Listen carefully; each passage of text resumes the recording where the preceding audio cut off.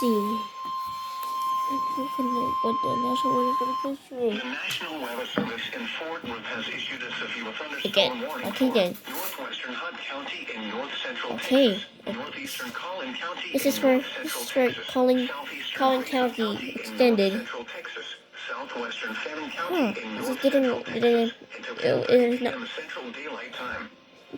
So the severe thunderstorm, so Mckinney will be impacted. Over Anna, or 9 miles northeast of Mckinney, moving east at Anna 30 is miles going to be per hour. impacted during severe storm. 60 miles per hour wind gusts and nickel-size hail. Source, I'm going radar to turn on indicated. my tablet. Impact, expects damage to roofs, siding, and trees. Locations impacted include McKinney, Greenville, Anna, Princeton, Farmersville, Van Alstyne, Howe, Leonard, McKinney, Whitehall, Wall City, impacted. Celeste, Bailey, Melissa, Blue Ridge, Trenton, New Hope, Weston, and Westminster. A tornado watch remains in effect until 2 a.m. Central Daylight Time for north-central Texas.